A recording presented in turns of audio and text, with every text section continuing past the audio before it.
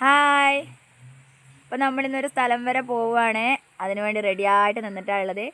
നല്ല മഴയായിരുന്നു, ഇപ്പം ചെറുങ്ങനെ ഒന്ന് മാറി കിട്ടിയിട്ടുണ്ട്.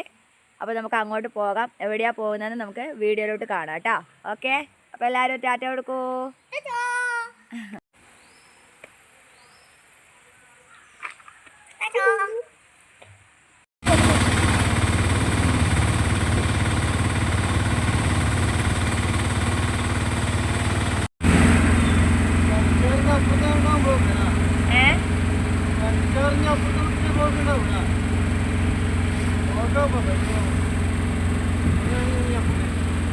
അപ്പം നമ്മൾ ഇവിടെ എത്തിയിട്ടുണ്ട്, കൊട്ടിയൂർ എത്തി.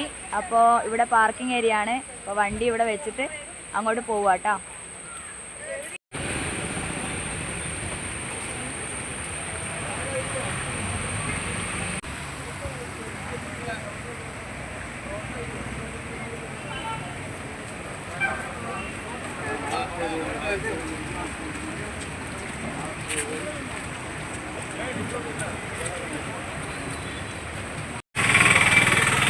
ഒരുപാട് തിരക്കുണ്ടാവുമെന്ന് കരുതിയിട്ടാട്ടോ നമ്മൾ വന്നത്. പക്ഷേ അത്ര വലിയ തിരക്കൊന്നുമില്ല. പക്ഷേ ഇപ്പോൾ ചെറുങ്ങനെ മഴ വരുന്നുണ്ട്. നമ്മൾ വീട്ടിൽ നിന്ന് ഇറങ്ങുമ്പോൾ അത്ര വലിയ മഴയുണ്ടായിരുന്നില്ല. ഇപ്പം നല്ല മഴയുണ്ടായിരുന്നു. അതുകൊണ്ട് ഇവിടെയൊക്കെ ചൂടി ഞാൻ തലയിലൊക്കെ തോർത്തൊക്കെ ഇട്ടിട്ടാണ് പോകുന്നത്. ഇന്നെന്തായാലും വന്നത് നന്നായി എന്നാണ് രതിച്ചേട്ടൻ പറഞ്ഞത്. കാരണം നാളെ ഇളനീര് വെപ്പാണ്. അപ്പോൾ ഇളനീരും കൊണ്ട് പോകുന്നുണ്ട്. അപ്പോൾ നാളെ ആണെങ്കിൽ ചിലപ്പോൾ ഇതിനും വലിയ തിരക്കുണ്ടാകുമായിരുന്നു. അവിടെ ഇന്ന് വന്നത്, കുട്ടികളെയൊക്കെ കൂട്ടി വന്നത് എന്തുകൊണ്ട് നന്നായി. അങ്ങനെ നമ്മൾ ഇക്കരെ കൊട്ടിയൂർ അക്കരെ കൊട്ടിയൂർ എന്നിങ്ങനെ ഇവിടെ 2 ബോർഡ് എഴുതി കാണാം. ആദ്യം തന്നെ അക്കരെ കൊട്ടിയൂർ പോയി തൊഴുതതിന് ശേഷമാണ് ഇക്കരെ കൊട്ടിയൂർ വന്ന് തൊഴുക. അതാണ് ഇവിടുത്തെ ഐതിഹ്യം.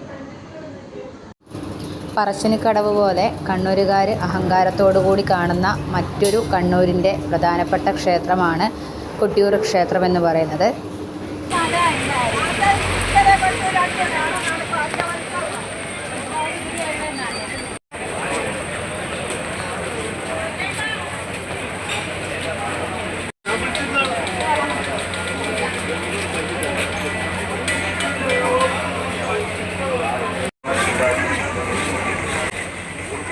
വെള്ളത്തിൽ 2 തുള്ളി തൈലമൊഴിച്ച് തുടയ്ക്കുന്നതും തളിക്കുന്നതും ഈച്ച, കൊതുക്, എത്ത്, വൃക്ക്, പ്രാണി, കന്നുകാലിക്കൂടന്ന്, ആട്ടുംകൂടന്ന്, പട്ടിക്കൂടന്ന്, പക്ഷിക്കൂടന്ന് ഇവയിൽ നിന്നൊക്കെ ദുർഗന്ധമുണ്ടാക്കി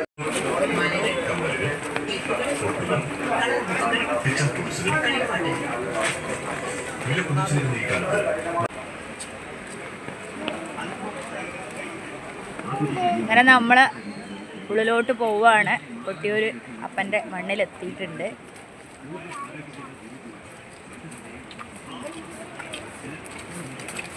നല്ല വെള്ളമാണ് കേട്ടോ. 2 ഭാഗത്തും നന്നായിട്ട് പുഴ നിറഞ്ഞൊഴുകിയിട്ടുണ്ട്, കണ്ടില്ലേ.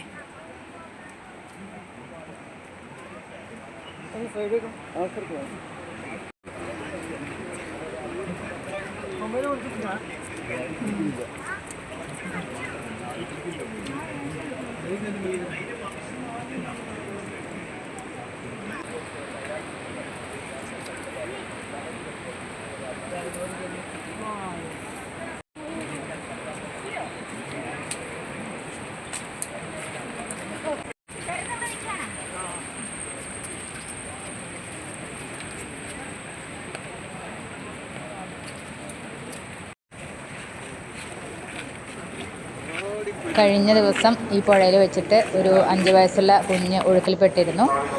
രക്ഷിതാക്കളുടെ കൂടെ തൊഴാൻ വന്നതായിരുന്നു. കാരണം അത്രത്തോളം ഒഴുക്ക് ഈ പുഴയിലുണ്ടായിരുന്ന ആ സമയം. ഇപ്പോഴും ഒഴുക്കിന് കുറവൊന്നുമില്ല, അതിശക്തമായിട്ട് തന്നെയാണ് പുഴ നിറഞ്ഞ് കവിഞ്ഞിരിക്കുകയാണ്. ഈ ക്ഷേത്രത്തിൽ ഇവിടെ ഒരു ആൽമരമുണ്ട്. ഈ ആൽമരത്തിൽ പ്രാർത്ഥിച്ചുകൊണ്ട് പുഴയിൽ നിന്ന് മുങ്ങി കുറച്ച് കല്ലുകളെടുത്ത് നമ്മുടെ ആഗ്രഹങ്ങൾ മനസ്സിൽ കരുതിക്കൊണ്ട് ഈ ആൽത്തറയിൽ അടുക്കി വെക്കുകയാണെങ്കിൽ നമ്മുടെ മനസ്സിലുള്ള ആഗ്രഹം സഫലമാകുമെന്നൊരു ആചാരവും കൂടി ഇവിടെയുണ്ട്. അങ്ങനെ ഒരുപാട് ആൾക്കാർ വെക്കുന്നത് കണ്ടിട്ട് നമ്മളും ഇതുപോലെ ഒന്ന് വെച്ച് നോക്കിയിട്ടുണ്ട്.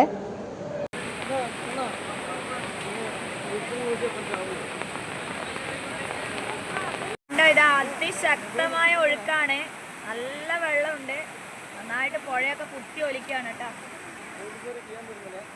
പോലീസുകാർ വീഴാനൊന്നും വിടുന്നില്ല, ഫോട്ടോ എടുക്കൽ തന്നെ. കുറച്ച് റിസ്ക്കാണ്. നിങ്ങളെ കാണിക്കാൻ വേണ്ടിയിട്ടാണ് ഇത് എടുത്തിട്ടുള്ളത്. ഭയങ്കര കുത്തി ഒലിപ്പാണ്.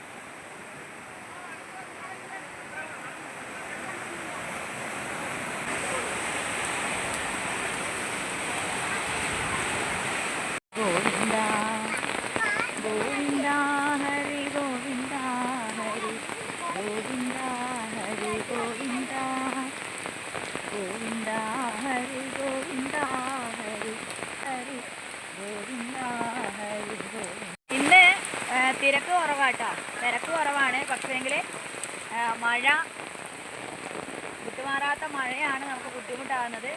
എന്നാലും നമ്മൾ വിചാരിച്ചത്ര തിരക്കുകളൊന്നും ഇല്ല.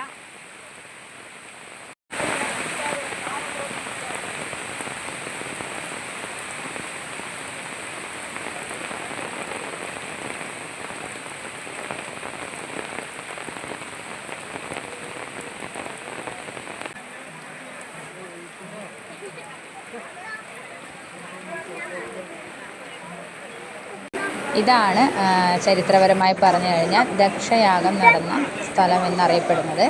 അപ്പോൾ പൊതുവെ ഇവിടെ സാധാരണഗതിയിൽ നല്ല തിരക്കായിരിക്കും, പക്ഷേ വളരെ തിരക്ക് കുറവാണ്.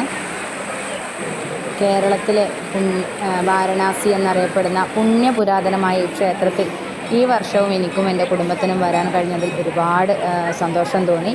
കാരണം ഭഗവാന്റെ അനുഗ്രഹം കിട്ടുക എന്ന് പറയുന്നത് അത്രത്തോളം പുണ്യകരമായ ഒരു കാര്യമാണ്. അതിലൊരുപാട് സന്തോഷമുണ്ട്. ഈ ക്ഷേത്രത്തിൽ മറ്റൊരു ആചാരം എന്ന് പറഞ്ഞു കഴിഞ്ഞാൽ ഇവിടെ വന്ന് തൊഴുത് കഴിഞ്ഞിട്ട് പോകുമ്പോൾ പലരും ഭണ്ഡാരത്തിൽ പൈസ ഇടാറില്ല. അതെന്തുകൊണ്ടാണെന്ന് കരുതിയാൽ തിരിച്ചു പോകുമ്പോൾ ഭണ്ഡാരത്തിൽ പൈസ ഇട്ട് കഴിഞ്ഞാൽ ഇനിയും വരണമെന്ന ഒരാഗ്രഹമുണ്ടെങ്കിൽ ഈ വർഷം പിന്നീട് വരരുത് എന്നുള്ള ഒരു ആചാരമുണ്ട്. ഭണ്ഡാരത്തിൽ പൈസ ഇടാതെ മടങ്ങുകയാണെങ്കിൽ വീണ്ടും വരാമെന്നുള്ള ഒരു ആചാരമാണത്. ഞങ്ങൾ ഭണ്ഡാരത്തിൽ പൈസ ഇട്ടിട്ടാണ് മടങ്ങിയത്. കാരണം ഇപ്പം തന്നെ നമ്മൾ ഒരുപാട് റിസ്ക് എടുത്തിട്ടാണ് വന്നത്. ഇനി എന്തായാലും അടുത്ത വർഷം വരാമെന്നുള്ള ഒരു ആഗ്രഹത്തോടു കൂടി ഭണ്ഡാരത്തിൽ പൈസ ഇട്ട് തൊഴുത് വരികയാണ് ചെയ്തത്. തൊഴുത് അതിന് ശേഷം നമ്മൾ വെള്ളത്തിൽ കൂടി തന്നെ 3 തവണ പ്രദക്ഷിണം വെക്കേണ്ടതായിട്ടുണ്ട്. അപ്പോൾ 3 തവണ പ്രദക്ഷിണം വെച്ചു. പിന്നെ ഭണ്ഡാരത്തിൽ പൈസ ഇട്ടു. പിന്നെ നേരെ പോയത് നമുക്കറിയാം, കൊട്ടിയൂർ വന്നു കഴിഞ്ഞാൽ കുറച്ച് അപ്പുറത്തോട്ടായിട്ട് ആനയുണ്ടാവും. അപ്പോൾ അത് ആനയെ കാണാൻ വേണ്ടിയിട്ട് നേരെ അങ്ങോട്ടേക്കാണ് പോയത്.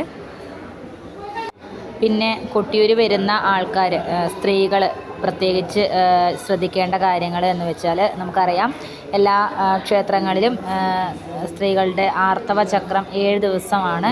ആ 7 ദിവസത്തിന് ശേഷം കുളിച്ച് ശുദ്ധമായി പോകാവുന്നതാണ്. പക്ഷേ ശിവക്ഷേത്രത്തിൽ 7 ദിവസമല്ല, കറക്റ്റ് 10 ദിവസം എടുത്ത് അതിന് ശേഷം മാത്രമേ ശിവക്ഷേത്രങ്ങളിൽ ദർശനം നടത്താവൂ എന്നുള്ള ഒരു ചരിത്രമുണ്ട്. അപ്പോൾ അതുകൊണ്ട് കൊട്ടിയൂർ വരുന്ന സ്ത്രീ ഭക്തജനങ്ങളായിട്ടുള്ള ആൾക്കാർ 10 ദിവസം അവരുടെ ആർത്തവ ചക്രം കഴിഞ്ഞ് 10 ദിവസം കഴിഞ്ഞതിന് ശേഷം മാത്രമേ അമ്പലത്തിലോട്ട് വരാൻ പാടുള്ളൂ. അങ്ങനെ നമ്മൾ ഇവിടെ എത്തി. അപ്പോൾ ഇവിടെ വന്നപാട് തന്നെ ആന ഉണ്ടായിരുന്നു. അപ്പോൾ ആന തടിയൊക്കെ എടുത്തുകൊണ്ട് വരുന്നതാണ് കാണുന്നത്. ഇതെന്താ സംഭവം? നല്ല പനയാണ്. പനയുടെ തടി തുമ്പിക്കൈ കൊണ്ട് വലിച്ചെടുത്തിട്ട് വരുന്നുണ്ട്. കുറേ സമയം നമ്മൾ ആനയുടെ അടുത്ത് നിന്ന് കുട്ടികളൊക്കെ നല്ല കൗതുകകരമായി കാണുന്നുണ്ട്. ഒരുപാട് ആൾക്കാരുണ്ടായിരുന്നു ആനയെ കാണാൻ വേണ്ടി വന്നിട്ടുള്ളത് ചുറ്റും.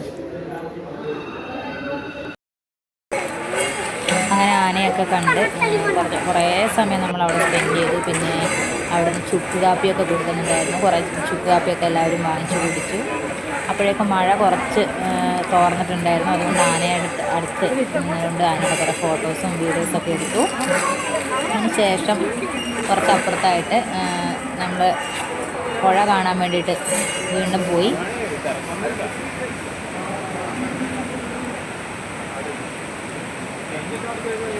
അവിടെ എത്തിയപ്പോൾ വേറൊരു ആനയെ അവിടെ നിന്ന് കുളിപ്പിക്കുന്നത് കണ്ടു. കുറേ സമയം വീണ്ടും അവിടെ സ്പെൻഡ് ചെയ്തതിന് ശേഷം നമ്മൾ പതുക്കെ വന്ന വഴി തന്നെ തിരിച്ച് ഇക്കരെ കൊട്ടിയൂർ എത്താൻ വേണ്ടിയിട്ട് പോയിട്ടാം. അങ്ങനെ നമ്മൾ അക്കരെ നിന്ന് മടങ്ങി ഇക്കരെ എത്തി. ഇവിടെ എന്താ പ്രത്യേകത എന്ന് വെച്ചാൽ ഇവിടെ നിറയെ വനമാണ്.